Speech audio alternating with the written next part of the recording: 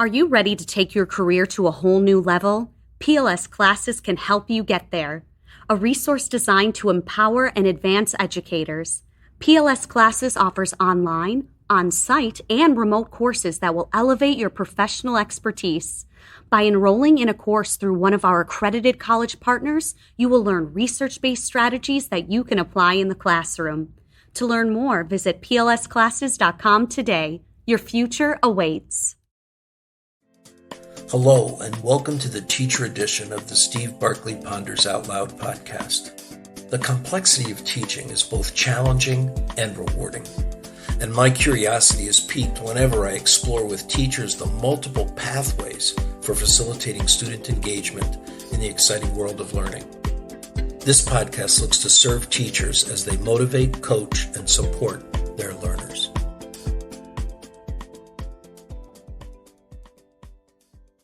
Impacting students' phonemic proficiency. Today, we have joining the podcast Heather Kenny, president of Unleashed Innovation, Inc.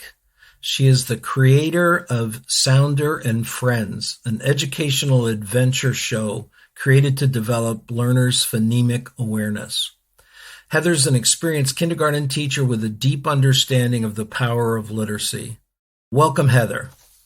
Thank you, Steve. Nice to be here. Heather, I'm wondering for starters if you'd share some of your early experiences that led you to your focus on phonemic awareness. I'd love to. So I began my career in education as a kindergarten teacher. And in my very first year of teaching, I was fortunate enough to be partnered with an experienced teacher, Laura Robbins, who is completing her master's degree. And Laura and I team taught in the same classroom. It was a very unusual experience, but we had the opportunity to work with the same students. And we noticed a group of children who were having difficulty with phonics, so making that connection between letters and sounds. And these students could say the names of the letters and the letter sounds, but they couldn't use that information for reading and spelling. So Laura had been learning about this concept of phonemic awareness, that ability to play with sounds, blend them together, pull them apart. And we decided to teach our students to blend, segment, and manipulate those phonemes in spoken words to see if it would impact on their reading and spelling ability. And sure enough, when we implemented that in our classroom, we saw a noticeable difference in student performance. The literacy development of all of our students appeared to be greatly accelerated, and those who were previously unable to identify words in reading, except by guessing, were actually using phonics as an effective strategy to sound out and to spell words. So it was very exciting to see our students experience such success. Laura and I like to call phonemic awareness the step that students need before they can access phonics. Would you stay on that line just another minute for me? As the stuff before? Exactly. So phonics refers to the connection between letters and sounds, or what we call phonemes and graphemes. And it's the most powerful way, the best way that skilled readers use to identify words. So we want to teach our beginning readers the habits that highly proficient readers use in order to recognize unknown words.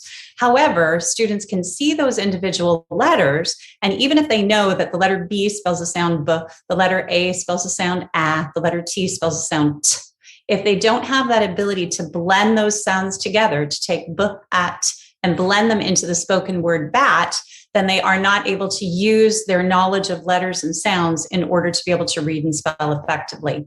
So that's the goal of phonemic awareness, to build those skills that children are able to access phonics as an effective strategy early in their career. And then later on, some of the more sophisticated phonemic awareness skills are associated with reading fluency. So, Heather, how does phonemic awareness support student literacy progress from the earlier grades into the later elementary grades? So that's a really great question, Steve. In those early years, the basic phonemic awareness skills of blending and segmenting phonemes enable students to decode or to encode words, or what we mean reading and spelling by sounding out. So while it might seem laborious to parents or teachers, that sounding out process is actually an important step towards reading fluency. Children's brains need that practice in order to be able to recognize those combinations of letter symbols over and over again can in order to build mental representations and recognize them automatically. So eventually, over time, as students develop more phoneme proficiency, they're able to delete and substitute phonemes. So for example, if you were to say that word whale and then say it again without the ul, you would have way. Or if you say cat and then say it again, but change the a to o, then you have a coat. So these skills, when developed to proficiency, appear to be what's needed to support the robust automatic word recognition that students require for reading fluency. So over the past 2 decades, I've worked with hundreds of students in grades 3 and above who've experienced difficulty with word recognition. And in truth, I cannot think of a single student who I worked with who had word recognition difficulties and didn't also demonstrate deficits in phonemic awareness skills. So it's critically important that we teach these skills early and we teach them to mastery. But if we didn't, then we need to go back to it. Do I have that? Absolutely. They're called foundational skills for a reason. And I often talk about, if we think about building a house, that foundation needs to be strong. If it isn't, if there are holes or cracks in the foundation, then it doesn't matter how much time or money or effort you put into renovating the upper parts of the house, eventually it's all going to fall apart. And the same is true with phonemic awareness. It's a foundational skill that must be developed in order to support reading fluency in the long term. Students can develop a variety of coping mechanisms, especially in those early years. They can find ways to compensate for the fact that they're not able to blend those sounds together and use it as an effective strategy for phonics and for decoding. But those strategies in the long run are going to come crumbling down. So we need to be sure not only that students are saying the right words, but they're coming to that word identification in the right way, that they're using the right knowledge and skills to be able to identify those words. In a earlier conversation that we had, Heather, you introduced me to the term orthographic mapping. And I'm wondering if you could explore that a little bit for us. Absolutely. Orthographic mapping is an extremely important concept. And once it's well understood, it really has profound implications for reading assessment and instruction. So David Kilpatrick, who does a lot of research in this area, he defines orthographic mapping as the mental process that we use to permanently store words for immediate, effortless retrieval. So these are the words that we don't have to sound out. A minute or two ago, we were talking about our early learners who were saying each sound in a word and blending those sounds together to identify the word. But fluent reading means that we're able to retrieve those words effortlessly. It's on a subconscious level. So the words that we have orthographically mapped are the words that just pop into our head as soon as we see them. We can't help but read them. There's no effort or conscious attention involved. And that's our goal for our students, for them to be able to recognize virtually every word they encounter immediately and effortlessly. And in that way, they're able to devote their conscious attention to pulling meaning from what they're reading. Because if students are still fussing with letters and words and, spending that conscious attention related to trying to figure out the words, they're not able to think on the bigger picture. They're not able to create that mental model of the text as a whole. And that's what promotes comprehension. So once you have that understanding of what orthographic mapping looks and feels like, those words that just pop into your head, whether you want them to or not. It's almost like when you put the subtitles on your television set and you want to just watch the movie. We were watching the movie the other day, and for some reason we couldn't figure out our smart TV. Apparently it's smarter than us. And we couldn't get rid of the subtitles. And as much as I wanted to just relax and watch the actors' faces and enjoy that, my brain kept saying, you have to read these words, you have to read these words. They're just popping into my head, unwillingly even. And that's what orthographic mapping is. So once we recognize that, then it's very easy to see those students in our classroom who don't have a large number of words orthographically mapped. And these are those students whose reading is disfluent. They often misread words or hesitate before certain words. And even if a student identifies a word correctly, those hesitations are a clue that the student doesn't recognize that word automatically, that it hasn't been orthographically mapped yet. And so what's important to realize about orthographic mapping is that it's dependent on phonemic proficiency. Students need really robust phoneme level skills in order to be able to understand and to remember on that subconscious level how and why a particular sequence of letters is used to represent the sounds in a given word. Wow. I'm just wowing because I'm currently reading the book A Thousand Brains, Okay. describing brain function, and Mhm. I'm seeing the connections in what you're describing there for that's in effect happening in the brain of the reader. Exactly. And I think that's the key point, Steve, is that it's not something that we can teach. I can't do a lesson on orthographic mapping because it's something that is actually happening in the child's brain. But what I can do as a teacher is to understand what kinds of experiences with reading, with spelling, with language are going to support orthographic mapping. And that's what the information we have to communicate to teachers. What are some of the conscious teaching practices that teachers would be engaged in to support phonemic skills for students? So, Steve, in those early years, teachers can certainly follow a curriculum, such as the Haggerty curriculum. David Kilpatrick has a curriculum as well that's based on phoneme manipulation.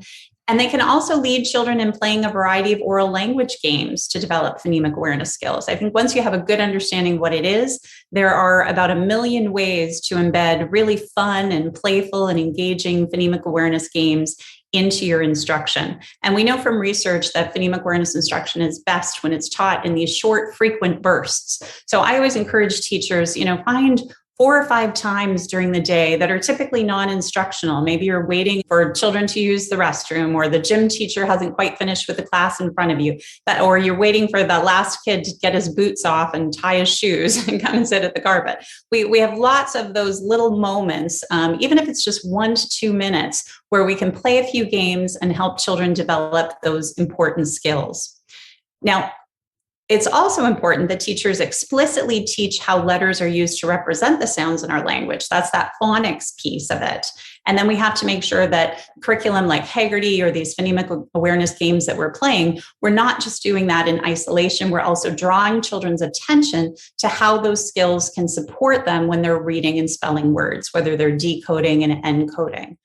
In terms of instructional activities, word building and word chaining activities are very impactful. So say the word cat. Now let's change the a to an o. We have the word coat. We can do that just orally in order to develop phonemic awareness skills, but then we can also do that with letters and so forth. So help children make those connections between those phonemes and graphemes. For older students, we really need to be on the lookout for students who misread words or read haltingly. And a lot of teachers who work with students in the upper grade levels tend to think of phonemic awareness as something that should have been mastered in those early primary grades. And certainly in a perfect world, that would be the case. Not many of us get to teach there, huh? Yeah. Wouldn't that be living the dream?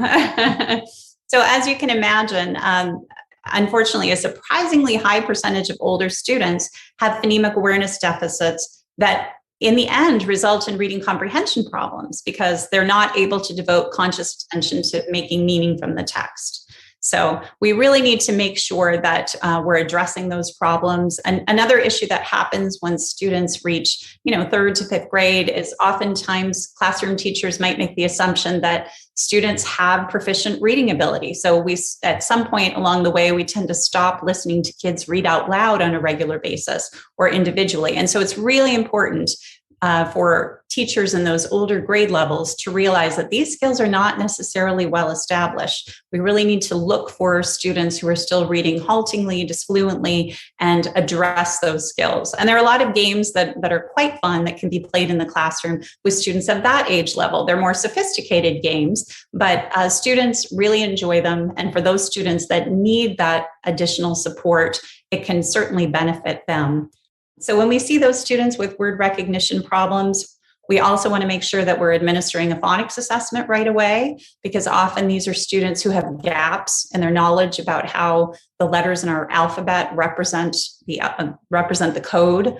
We refer to it as the alphabetic code. And then we also want to administer that phonemic awareness assessment. And David Kilpatrick has a great one. It's called the PASS test. It's available freely online, and it can help teachers get to the root of those word identification problems. And then, of course, once we've gotten to the root of the problem, we need to make sure that we're addressing those problems and filling in those foundational skills to give students that strong foundation that they're going to need for reading fluency. Thanks, Heather. Tell us a little bit about Sounder and Friends. Absolutely. So Sounder and Friends is an educational adventure series, and now it's a free app that is available. And the express goal of the property is to help young children develop an awareness of sounds in our spoken language. So for example, in episode 1, which is entitled The Birthday Ache, the sound snatcher, who's a mischievous little but lovable little raccoon, he snatches the at the beginning of cake. So the birthday boy is at his birthday party and suddenly he's left with a birthday ache instead of a cake. So Sounder, the dog, and her friends have to search for the missing sounds to restore order and to save the day. In a really fun and playful way, we're trying to draw children's attention to the power of a single phoneme.